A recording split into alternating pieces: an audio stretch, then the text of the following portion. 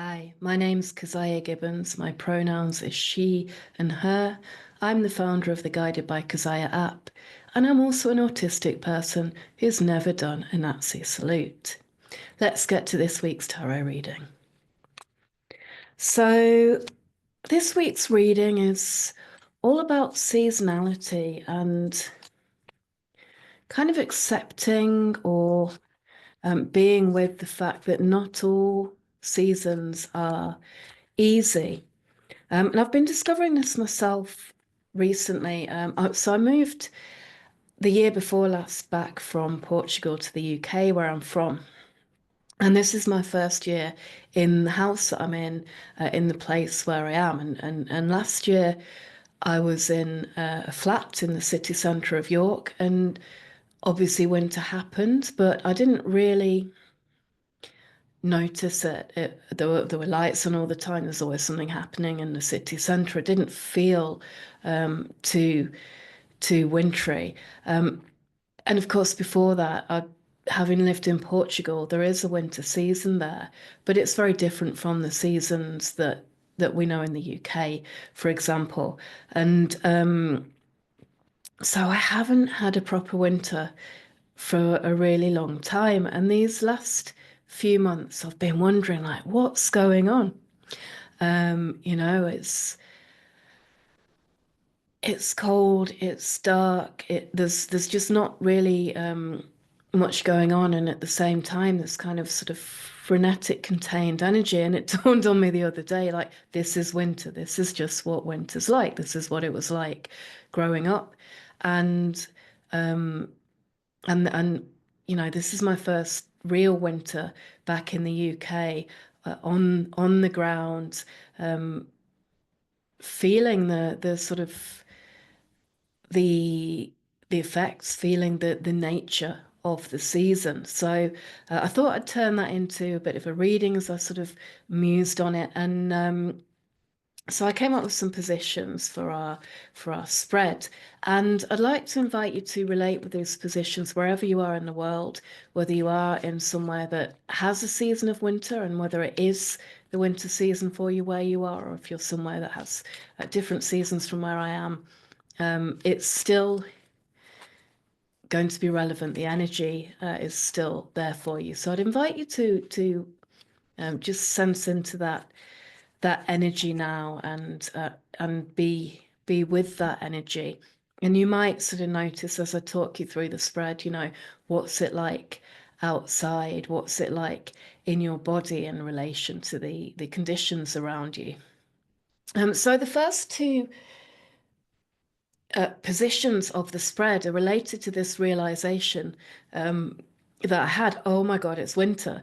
Uh, and so one is the sort of seasonal reliability and predictability. Once I recalled that framework into which to put things, in Yorkshire, we have four seasons. We have winter, we have spring, we have summer, and we have autumn, and they cycle around over the course of the year. Once I had that framework, that gave me an element of predictability. Okay, I know it's going to be cold. I know it's not going to be forever. I can work out roughly, what is the period that it's cold.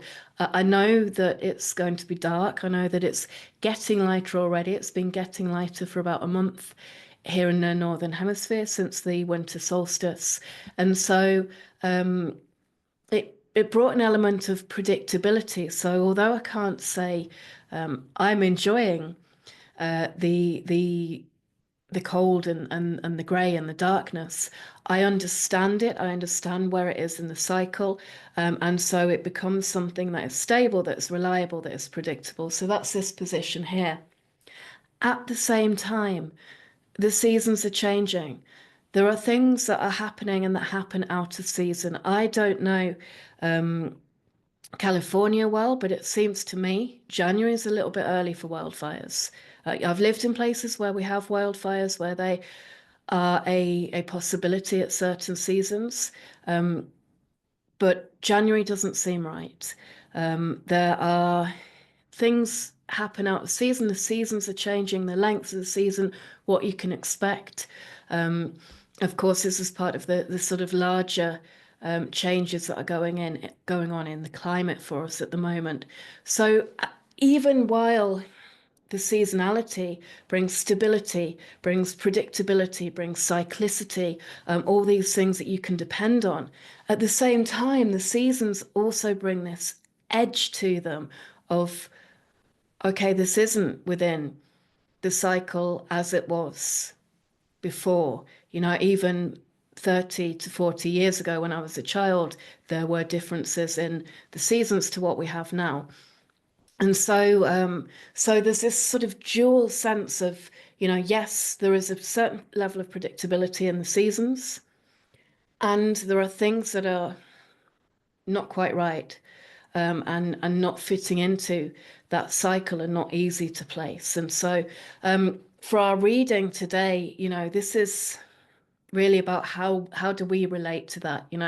How do we experience what's very stable and predictable around us, and how do we experience that which we cannot put into a framework we cannot make sense of? So those are the two first positions. And then we've got some more sort of seasonal positions for winter. And these are inspired by winter here in North Yorkshire, where I am. So the first position for that is the cold. It's been below freezing for much of January here, and not much above freezing when it has been above freezing. So there's been this kind of depth of cold. And even this morning, as I was sort of sitting working, I let myself get really, really cold because I was sitting still. The heating hadn't come on, and this cold, it's like a shock to the system. And in the cold, we feel sluggish. We feel that we can do less. Our bodies sort of operate at a different level. Our metabolisms operate differently.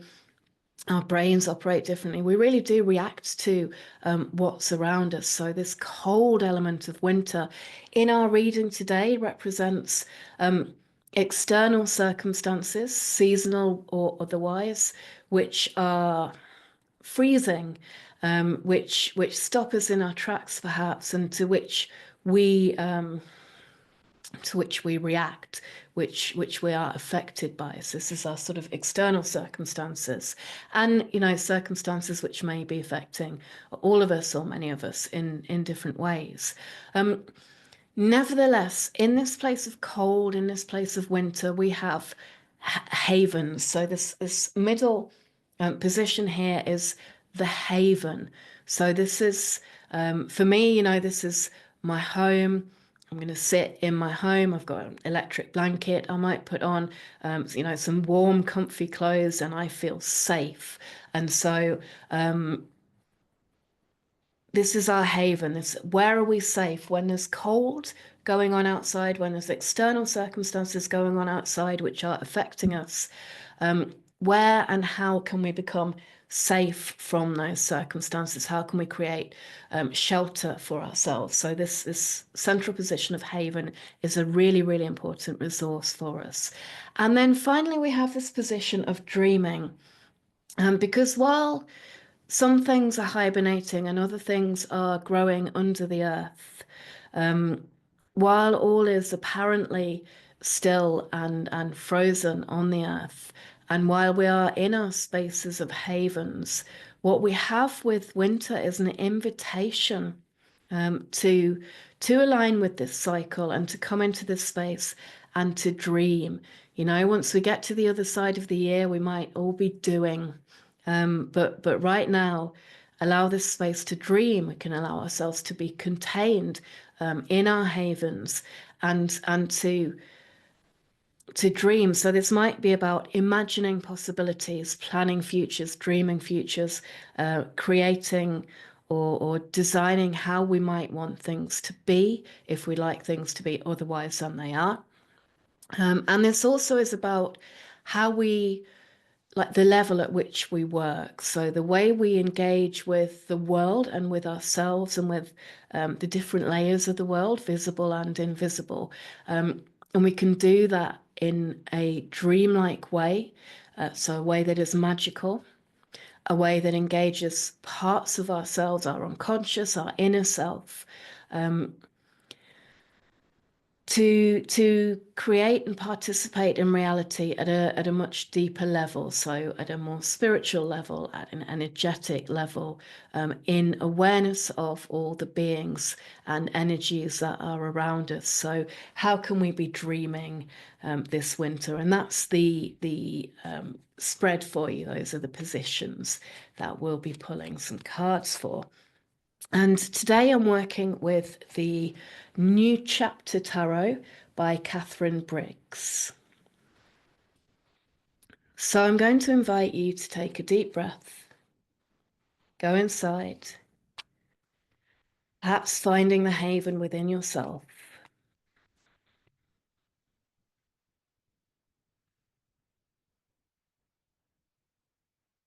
and just asking to receive what you need, allowing yourself perhaps to receive on a dream level, perhaps intending that you engage with this reading on a dream level. So our first card then, this is our seasonal stability, what we can predict, the frameworks that we can put things into. And we have the Princess of Swords, which in other decks might be the Page of Swords. And so you can see here this princess, she's armored. She has a dress that looks like the earth. So the skirt of the dress is brown and it goes down and sort of flares out. And at the bottom of the card, where the earth might be, where her feet might be, around the hem of her dress are flowers, lilies and irises, I think, which are kind of growing in the earth of her dress. And then the top of her dress is like armor. And she's holding this kind of long, thin sword.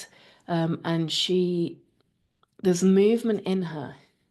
So the sword's sheathed. She has the sheath in one hand and the sword in the other, and it's as if she's drawing it.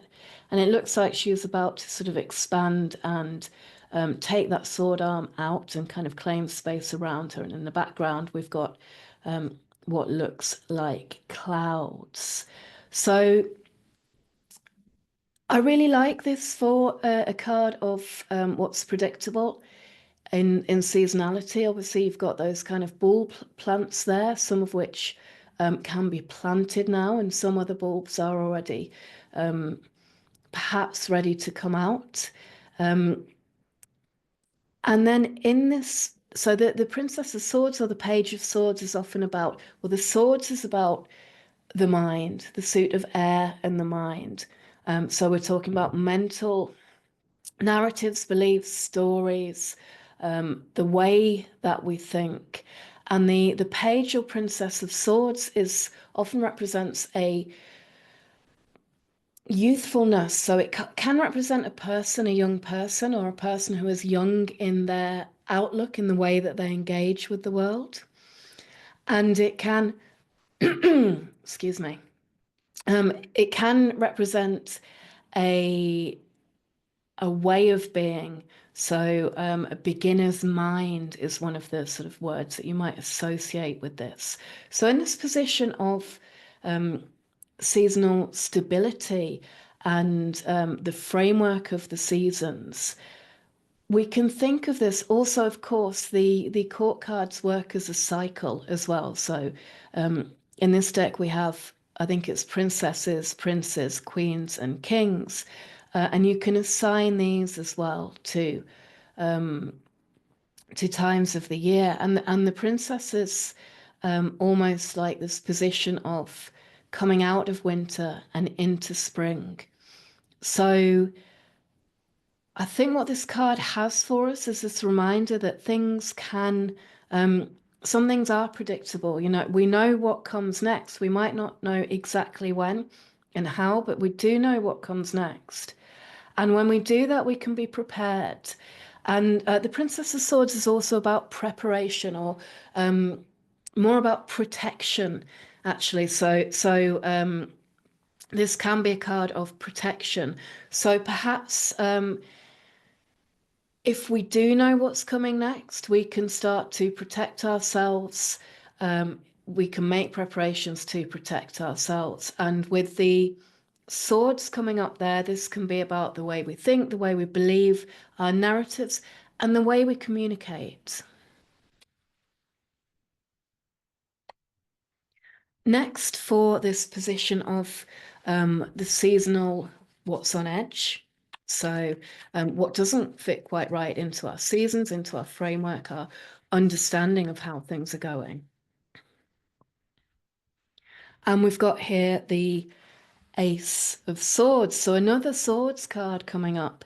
And I'll just describe this card because it's an unusual Ace of Swords, as in there's a kind of trinity in here as well, or a, a, there's a triangle in the center, and in opposition to the long edges of the triangle rather than the points are lines coming out, and they separate the background, the sky, which is blue with clouds at the top, and sort of yellow with winds or wisps on the bottom left, and purple with kind of, I don't know, coral shapes maybe on the bottom right. And then across this triangle, you've got a curved sword pointing upwards. Um, so new things are coming, and we kind of know that anyway. We know that by the position of, what isn't sitting quite right. But actually, what we have here is an invitation to clarity. The Ace of Swords is always about clarity, and aces are great for new possibilities. So we can get new perspectives with the Ace of Swords. We can get new understandings. We can learn new things. We can see things differently, and we can get clarity. Now, with every ace, I always do say, an ace offers you possibilities. So we've got possibilities here in the suit of swords, and this means possibilities in communication, possibilities in the way we think and what we believe, possibilities in all the ways that we relate with our minds, particularly. And the energy of the aces is only continues if you pick it up and run with it. So you can take it's not an energy of passivity, I think is what I'm trying to say. It's not just, oh, here's the ace, I'll receive the ace. It's like, oh, here's the ace. This is the Ace of Swords. Do I want to work with the swords? Okay, here is my doorway. Here is my invitation to step into that and work with the swords. And that's what this invitation here. So the things that aren't quite fitting with our frameworks, with how we think things should be, or how things used to be, or the way things have been. It's a wind of change, and there's an opportunity for clarity here, and an invitation to get really, really clear. And with both of these cards coming up as swords, an invitation to work very much with presence. Mindfulness is the kind of meditation that most comes up with swords. And again, just words, communication, thoughts, beliefs. I tend to think of the swords as more about sort of the conscious mind, but certainly we can work with the unconscious as well in making sure that our beliefs are aligned with our values. And I think that's what these two cards in their alignment, because they are aligned, they're swords cards, and there are some sort of complementary aspects to them. The triangle of the behind the Ace of Swords and the triangle of the princess's dress, the sort of pale colours of them. You can tell they are related, and the alignment of that is an invitation to alignment with our values. So clarity, are our values aligned with our beliefs? Next up then is the cold. So, what are these external circumstances beyond our control, just part of what is at the moment, and yet which affect us, which we have to live with and adapt to. More swords. And this is a 10 of swords. So this is a beautiful 10 of swords. You've got this figure at the bottom, and um, they're sort of an older looking person. They've got sort of short, possibly receding hair, bit of a mustache. They're wearing a white shirt, and they have their hands sort of crossed over their chest. And in the center of the card is an egg with a snake hatching from the egg. And arranged and fanned in a circle around the egg are 10 swords pointing into, their points are in the egg. And then around that is a wreath of ivy in a circle. So it's a very striking card. And its sort of circle element is very in alignment with this idea of the seasons, of cyclicity, of things sort of moving in a certain way. And the Ten of Swords is when people get it in a personal reading, I invite them to look at what are the swords that are sticking into them. And so this will be beliefs, it will be narratives, and just examine where each of them comes from. And one of the big questions is which of these swords are mine and which of them are someone else's. Now, I know there are big events going on all over the world right now. And so it may be that the narratives of what is happening are coming like swords. And I'm not, when I say something's a narrative, it doesn't mean it's not a happening as well. But that these swords are distressing us in some way. The Ten of Swords is a kind of it's an uncomfortable card. So the invitation is to kind of take those swords and see which of those swords belong to us, which belong to other people, and which are useful for us. What's the effect of each sword, each belief, each narrative, each story we engage in and engage with on us? And so of course, with this being in a position of the cold, of like what is going on around us, external things that we maybe can't influence but have to respond to, we live in a collective, co-created reality. All of us, all of us humans, and not just all of us humans, all of us beings here on Earth. We live in a shared reality, and part of reality is the creation of the understanding of what that reality is about. So with the Ten of Swords here, there's really an awareness that, there is a lot going on in the world, and there are lots of different, possibly conflicting beliefs around, and it feels a bit intense. And you can see that intensity with the swords going into the eggs, with what is hatching, which is a snake. Now, I know not everybody likes snakes. I really do. And they're lovely. They're very they're interesting to hold, because they're so sort of different to us, to mammals, and they're very interesting. I find them quite they evoke a curiosity in me to interact with a completely different kind of animal. But in symbology, of course, the snake sheds their skin.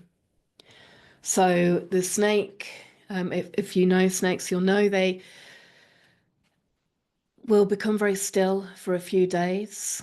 And they'll lie still, and their skin will sort of turn whiter and whiter. So they'll almost look as if they've turned to stone. And then eventually they'll start to sort of come out of their skin and discard their old skin. And of course, what they're doing is growing. They've grown out of that old skin. And they're now, all the time they've been still and sort of having that outer skin go sort of white and crumbly and dead looking. All of that time they've been growing a new skin on the underneath. So I find that a very hopeful image as well there in the center of the Ten of Swords. But certainly at the moment, um, we may feel chilled by what we read in the news, the stories we hear, and the narratives that are going on, and the way that different people's narratives seem to be conflicting so much, and the reality that is created by this all these different swords, these different narratives coming together, is one that can feel quite on edge. So that is the cold for us. What is the haven? You know, when it's like this, where do we find our safe space? Where do we find that we can be warm? Where do we find that we are protected and can be protected by from the elements?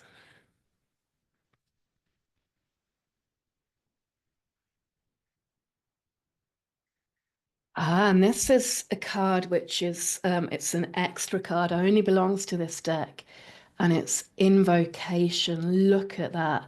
Gorgeous, gorgeous card. Again, lilies in it, which we saw in the Princess of Swords. And what we've got here is a middle-aged person. They're wearing, or I actually don't know how old they are. They're perhaps a bit ageless. They've got long hair. They're wearing kind of a big cloak over perhaps a big dress. They look very similar to me to the High Priestess. And they've got this sort of dark blue in their gown behind the lilies. They've got this grey cloak, similar to the hermits maybe. And they've got something in, they have both hands out in front of them as if they're meditating or indeed invoking.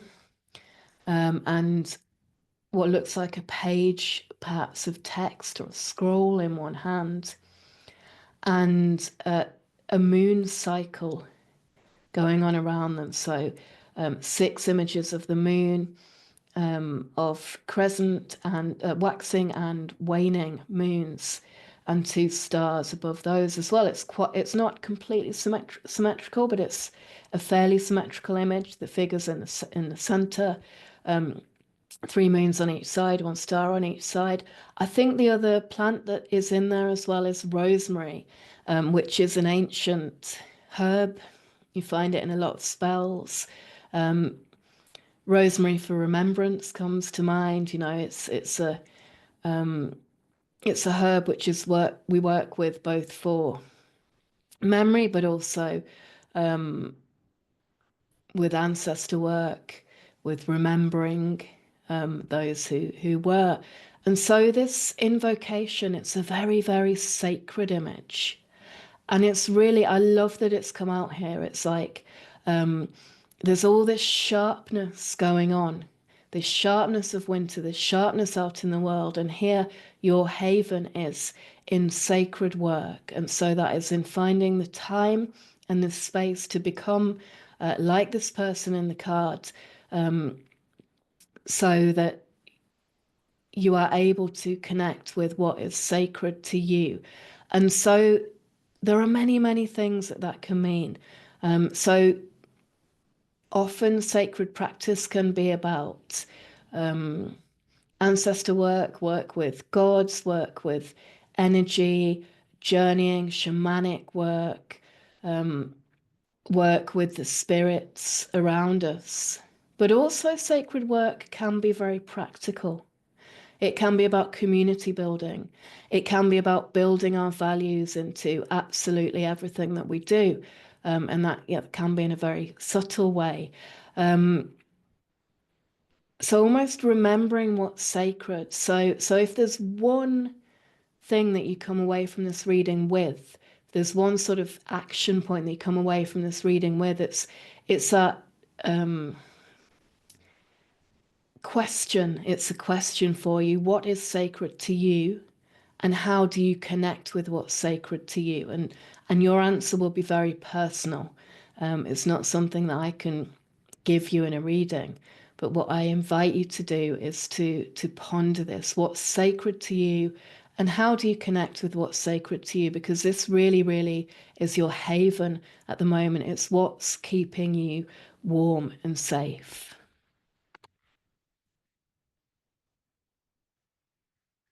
And then finally, dreaming. So, how can we be dreaming? How can we be dreaming? And the card that's come up is the Eight of Cups. And again, a very symmetrical card. The eight cups are fanned out across the bottom of the card in a kind of semicircle. There are rocks coming up on either side of the card, framing a ship which is sailing off into the sunset. So the waters are, it's looks like a calm and purple sea.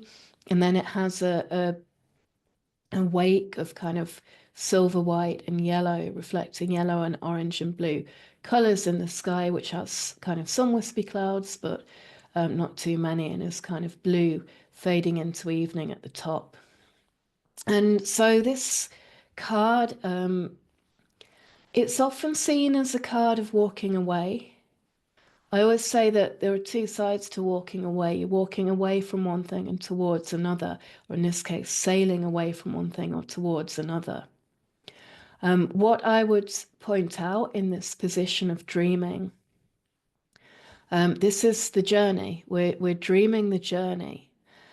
So again, with that very, very sacred invocation card, the journey is the dream, and we're dreaming the journey. So that might be an invitation to actual sort of journeying work, or just to remember that everything is sacred, that the mundane is sacred, that this is it. This is our reality that we're co-creating, that we're dreaming together, and being on that journey. And what really strikes me in this card is that it looks like a good ship. It's a sailing ship. It's got a big sail. It's not a massive ship.